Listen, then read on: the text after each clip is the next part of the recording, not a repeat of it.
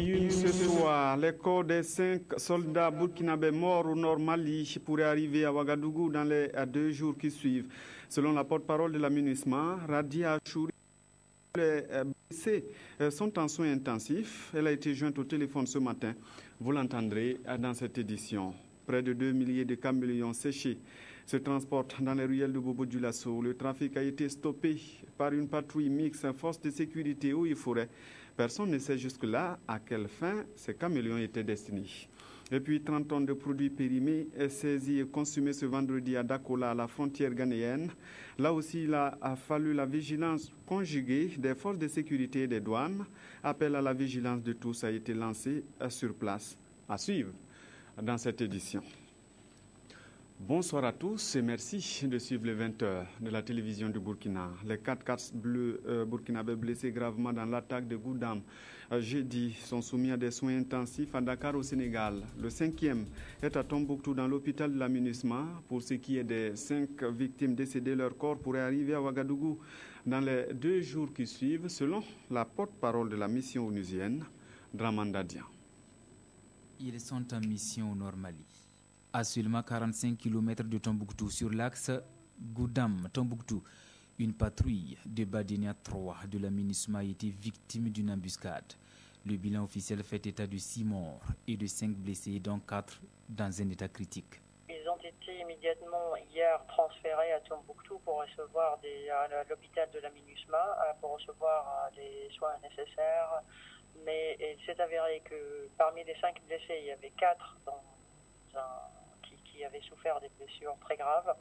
Alors, ils ont été évacués hier soir, en début du soir, en fait, hier. Ils ont été transférés à un hôpital à Dakar, au Sénégal, pour recevoir des soins plus avancés, compte tenu de la gravité de leurs blessures. Le 5e blessé est toujours à notre hôpital à Tombouctou.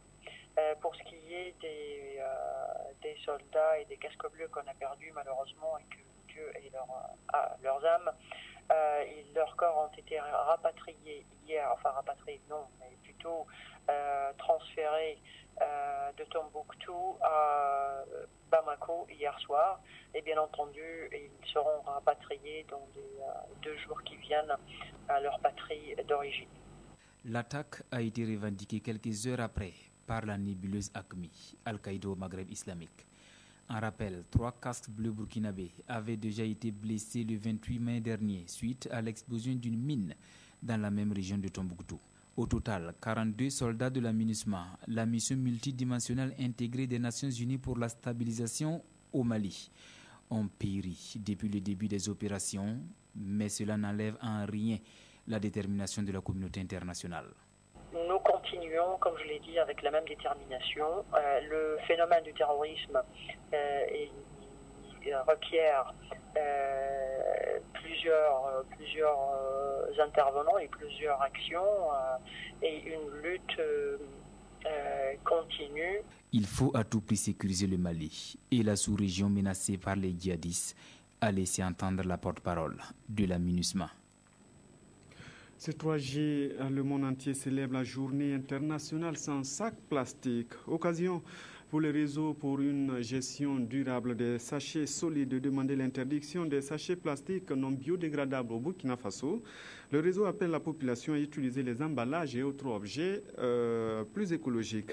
Amandine Lalsaga.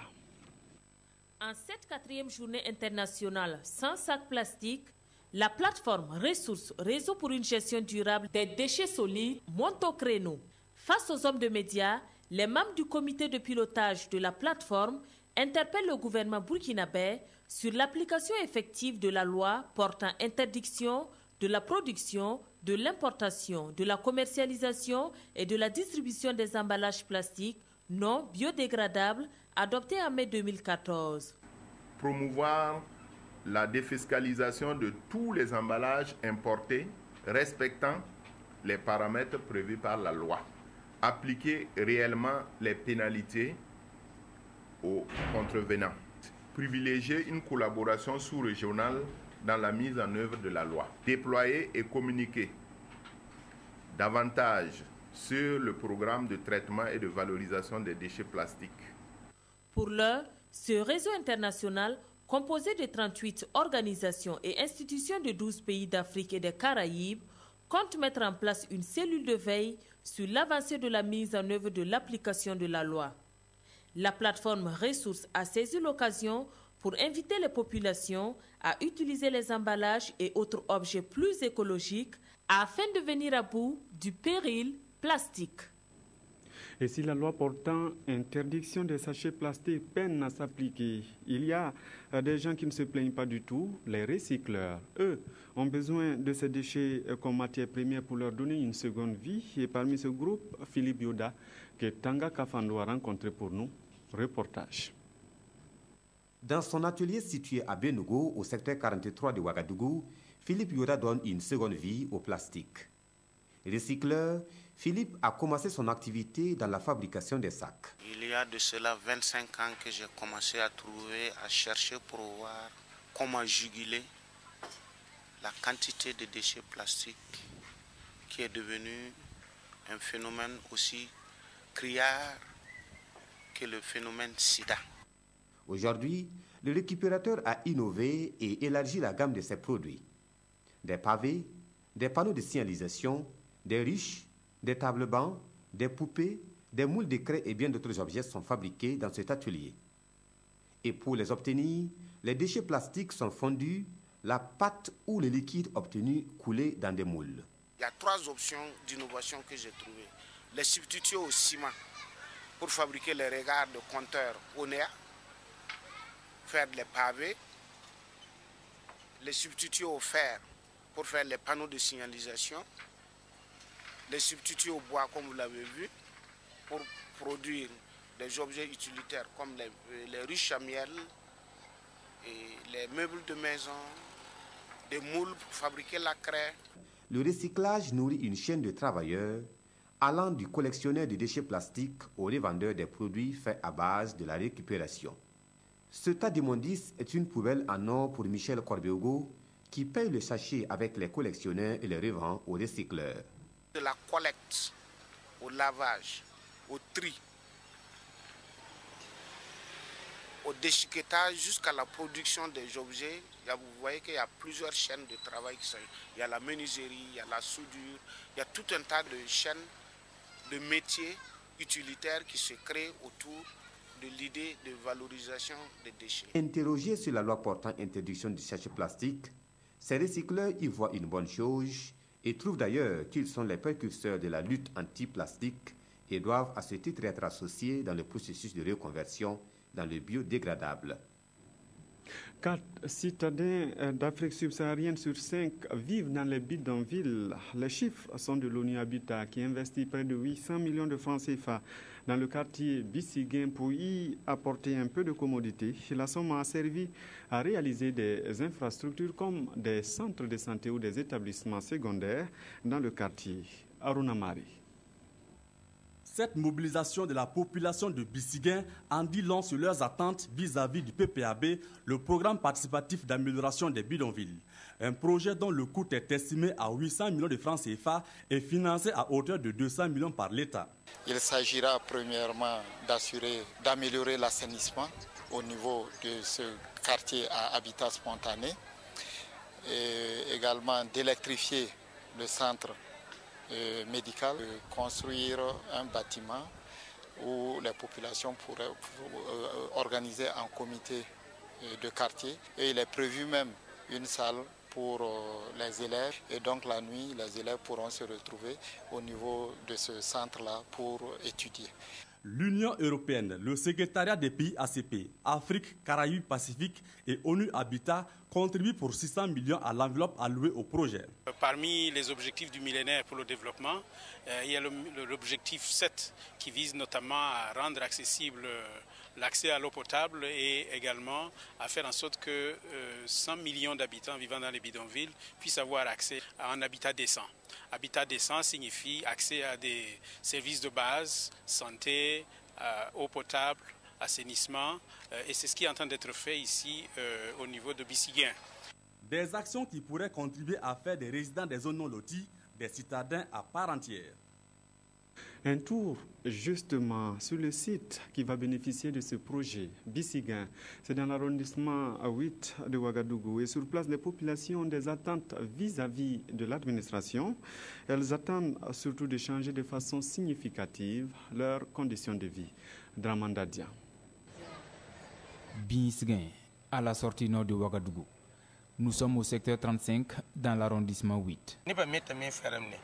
On a vraiment un problème de voirie. Chacun construit sa maison là où il veut. Et finalement, il n'y a plus de passage. C'est un quartier non loti où cohabitent des dizaines de milliers de personnes sans aménagement. La saison pluvieuse rime ici avec inquiétude, notamment pour les riverains de ces deux banques côtières béantes au cœur de Bissiguen. Quand il pleut bien ici, la banque côtière déborde d'eau de ruissellement. Ces eaux viennent ensuite inonder le quartier et certaines maisons finissent par s'écrouler. Il y a eu l'inondation et l'eau atteignait les genoux. Donc c'était vraiment difficile et les voisins sont venus nous secourir, nous ont aidés avec les enfants, le matériel de tout ça on a évacué. Dieu merci, il n'y a pas eu de perte en vie humaine. Le risque d'inondation demeure dans cette zone d'habitat spontané où l'électricité, l'accès aux ouvrages d'assainissement et à l'eau potable sont pour l'heure un luxe aux yeux des habitants de Bissiguen. Des préoccupations qui, ils espèrent, trouveront solution grâce au PPAB, le programme participatif d'amélioration des bidonvilles. Bidonville, c'est un thème consacré, c'est un thème des Nations Unies, ce n'est pas un thème qui est propre au Burkina et donc on est obligé de le faire avec, mais nous sommes ici à Bissiguen dans une zone d'habitat spontané.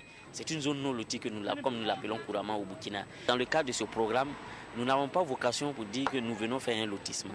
Non, nous venons avec l'appui des populations, améliorer leurs conditions de vie et réaliser un certain nombre d'équipements, d'infrastructures qui va leur permettre de pouvoir mener un certain nombre d'activités en attendant éventuellement un lotissement. Le programme est à sa phase exécution et se veut plus inclusif. On va organiser des zones.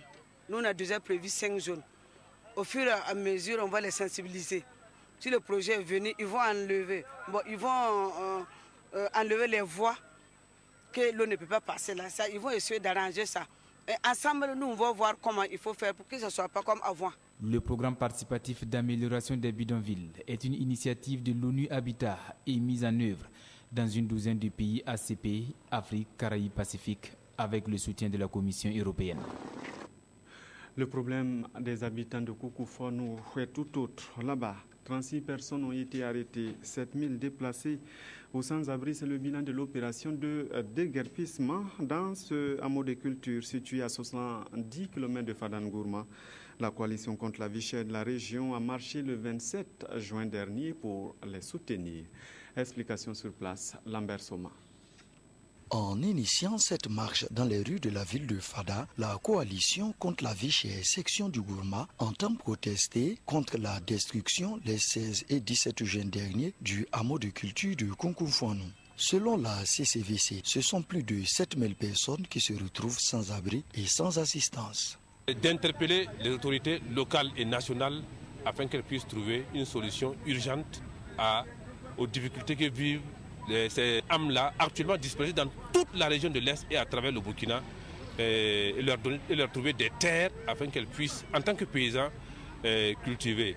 Et aussi, le tout dernier point, c'est interpeller l'autorité par rapport aux détenus qui sont actuellement à la prison civile de Fadangourma. Au dit des populations de Koukoufouanou, ce déguerpissement est un coup dur, d'autant plus que nous sommes au début de la saison hivernale. J'ai 35 personnes à ma charge. À part moi, personne ne peut s'en occuper. Je n'ai ni où dormir, plus de terre à cultiver. Comment je vais m'en sortir? Le préfet du département de Fada qui a reçu les marcheurs se veut rassurant. Pour lui, une évaluation est en train d'être faite par les services déconcentrés afin d'envisager les actions à entreprendre.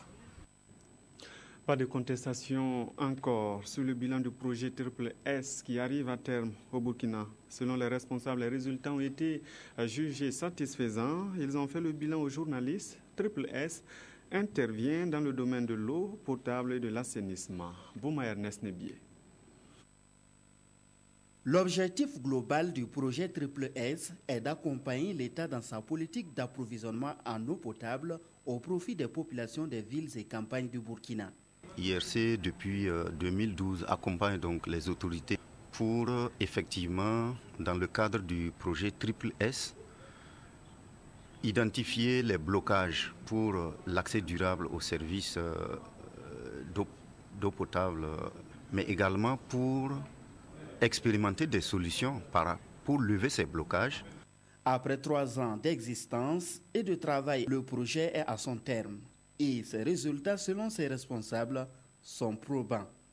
Les 2 communes rurales de Gorgagui et de Arbinda, dans ces 2 communes, nous avons pu, par exemple, aujourd'hui, cataloguer tous les points d'eau et les géoréférencés. Ça, c'est un résultat qui permet aux 2 communes d'avoir un fichier exhaustif d'identification des points d'eau qui permettent de fournir de l'eau potable aux populations, des forages équipés de pompes à motricité humaine. Le souhait des responsables du projet Triple S est que le gouvernement puisse poursuivre son programme d'approvisionnement en eau potable et que les résultats engrangés par le projet soient durables et profitable à tous. Venons-en à ce trafic. C'est un trafic inhabituel. Des caméléons séchés ont été interceptés la semaine dernière par des forces de sécurité et les eaux et forêts au cours d'une patrouille mixte. Cette saisie pose des interrogations sur la protection de cette espèce. Moumouni Baro.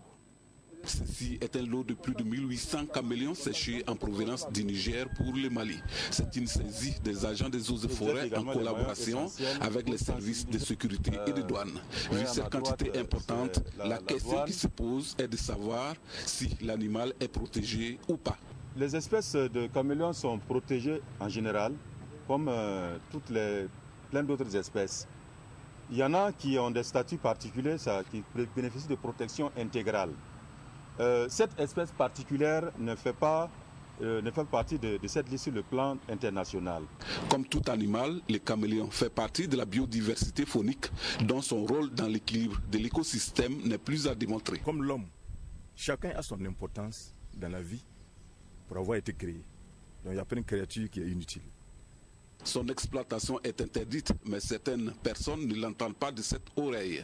Et de l'avis des tradipraticiens, le caméléon posséderait des vertus thérapeutiques. Dans tous les médicaments africains, il y a le caméléon dedans. Bon, le caméléon aussi, il y a un médicament sur les moussis qu'on appelle l'ebra. Ça rentre dedans. Et aussi, ça soigne aussi les maux d'oreille. Mais moi, j'utilise uniquement que sa queue. Voilà, pour pouvoir soulever les frontanelles des enfants. Le caméléon, c'est un lézard arboricole remarquable pour sa queue préhensible. On rencontre surtout cet animal dans les zones désertiques ou semi-boisées. Et pour être plus efficace dans ce genre de saisie, la police met l'accent sur la formation de ses agents.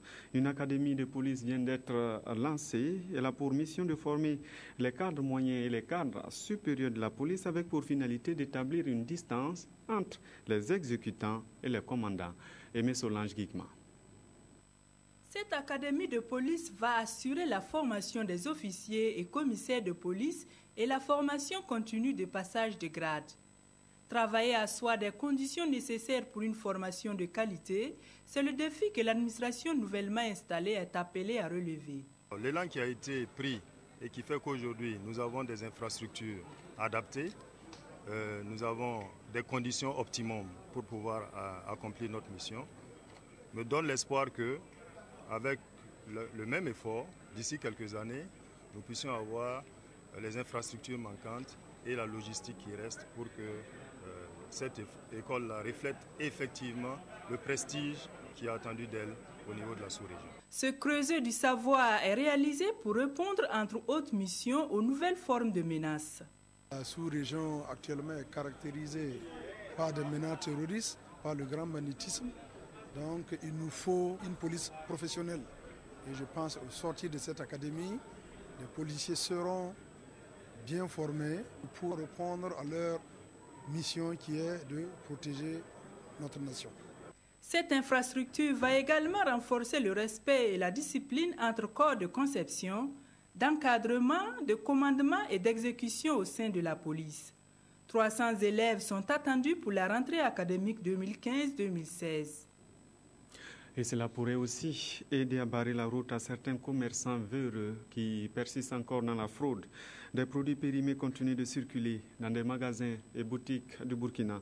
Une bonne quantité de biscuits a été consommée ce vendredi à Dakola, à la frontière ghanéenne, par les forces de sécurité locales. La quantité est évaluée à plus de 30 tonnes. Evelyne Dabiri.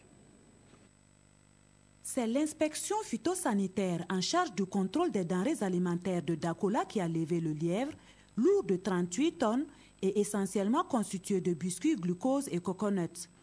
Et c'était au cours d'un contrôle préalable aux formalités douanières à ce poste frontalier. Lors de la visite, quand nous avons des soupçons, nous faisons appel à des services techniques qui nous aident. Et c'est le fruit de cette collaboration que vous voyez aujourd'hui. Résultat, ce stock hors norme avec des dates de péremption inexistantes, illisibles ou dépassées. Et en la matière... Le test prévoit que quand c'est comme ça, c'est une destruction ou un refoulement. Mais lorsque vous refoulez, ce n'est pas évident que le produit ne vienne pas sur votre territoire.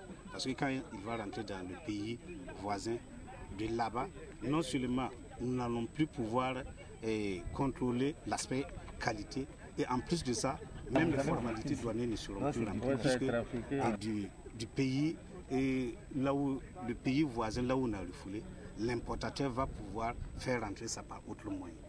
Voilà, donc quand c'est comme ça, on prévoit que la destruction pure et simple. D'où la destruction ce jour de tout le stock incriminé.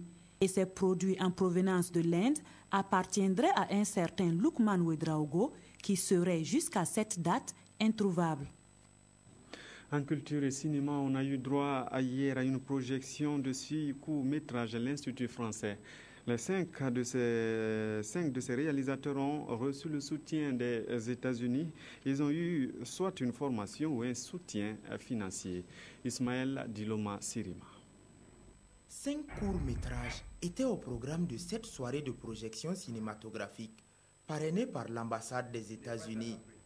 Cette série de projections entre dans le cadre des activités du festival Ciné Droit Libre.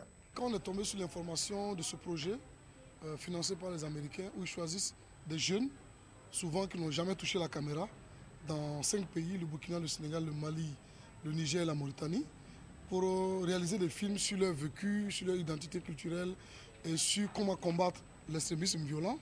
Nous, ça nous a intéressés tout de suite. C'est ainsi que le réalisateur burkinabé Sédou Touré a présenté dans son œuvre intitulée De la plume à l'âme la vulnérabilité des mendiants à se faire enrôler par les groupes extrémistes. Tout comme Sédou Touré, les 4 autres réalisateurs ont présenté des œuvres qui traitent de religion, de paix, de délinquance et d'extrémisme. Les jeunes réalisateurs sont vraiment prometteurs déjà au vu du fruit de leur travail. Toutes les thématiques abordées, le viol pour le dernier, le grand banditisme. Ce fut également l'occasion pour l'ambassade des États-Unis de remettre des attestations de reconnaissance à certaines personnalités du cinéma. Du sport, plus de 500 athlètes attendus sur le départ d'altitude de Naouri. Ils viennent pour la plupart des pays de la sous-région, mais aussi du Maroc. En attendant demain, voyons comment se passe l'entraînement. Une équipe de reportage est allée sur place à Mamadiwena, à Pau, pour le reportage. La concurrence sera encore de taille cette année pour l'ascension du pic Naouri. En l'absence du Kenyan Robert Kipto, vainqueur de la 6e édition, la grosse attraction de Altitude Naouri 2015 sera sans aucun doute le Marocain Khalid Lablak, vainqueur de l'édition 2012 du marathon Ouagalaï. J'espère gagner cette course, Inch'Allah. Les ambitions de Khalid Lablak seront certainement contrées par les habitués de la compétition, à commencer par le Burkinabé de la diaspora de Côte d'Ivoire, Salifou Guébré, vainqueur du dernier marathon Ouagalaï. Et cette année, je me suis donné la possibilité de pouvoir remporter cette édition. Il me donne la chance aussi de viser la première place. Ça, c'est normal, parce que je me suis entraîné en fonction de ça. Samedi, c'est le terrain qui va commander. Et on verra la victoire qui serait peut-être à moi, on ne sait jamais. Les athlètes ont embarqué cet après-midi pour la ville de Pau, où doit se tenir altitude Naouri, qui, de l'avis de certains observateurs, fait partie des épreuves les plus difficiles au monde. Et puis, l'attaque contre les casques bleus burkinabés hier au nord Mali fait la une des quotidiens du jour. À cela, il faut ajouter l'affaire des militaires français pédophiles, Jacques Lamissata Paga, pour la revue de presse du jour. 6 casques bleus burkinabés tués au Mali, Sidoya déjà à la une parle d'une attaque d'AQMI, Al-Qaïda au Maghreb islamique. Le quotidien d'État nous apprend en plus que cette attaque d'hier porte à 42 le nombre de casques bleus tués au Mali et 166 blessés. Le journal de tous les Burkinabés précise que la mission onusienne au Mali est la plus coûteuse en vie humaine après la Somalie dans les années 90. Le sujet suscite d'ailleurs des commentaires. Dans son regard sur l'actualité, l'observateur Palga estime que ce guet-apens est une véritable déclaration de guerre jetée à la face non seulement des autorités de Bamako, mais aussi et surtout de la force onusienne. Le journal est convaincu que les auteurs de ces attaques ne sont pas signataires des accords d'Alger, d'où pour lui la nécessité de mutualiser les efforts pour pacifier la région afin de donner une chance aux accords de paix. Pour aujourd'hui au Faso, le Burkina paye son tribut au terrorisme. Et pour ceux qui en doutaient encore, le terrorisme est aux portes du Burkina et tue même ses fils. Le quotidien estime qu'il est désormais important d'en prendre conscience et de taire les bisbilles internes afin de réfléchir à une sérieuse réplique. Mais en attendant, la MINUSMA et plus encore l'ONU doivent penser à mieux protéger les troupes alliées qui ont décidé de combattre sur le terrain.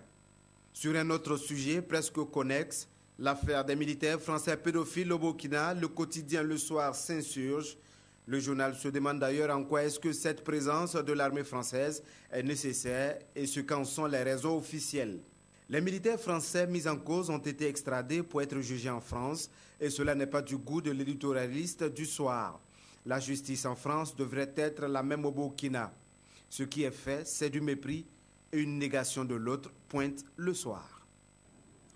Fin de ce journal. Merci de l'avoir suivi. Tout à l'heure, vous aurez droit en direct du Salon international de l'artisanat de Ouagadougou, la cérémonie de la nuit des communicateurs. Tout le monde de la communication s'est donné rendez-vous pour célébrer ses meilleurs. Nous, on vous retrouve tout à l'heure aussi pour la dernière édition du journal sur la télévision de Burkina.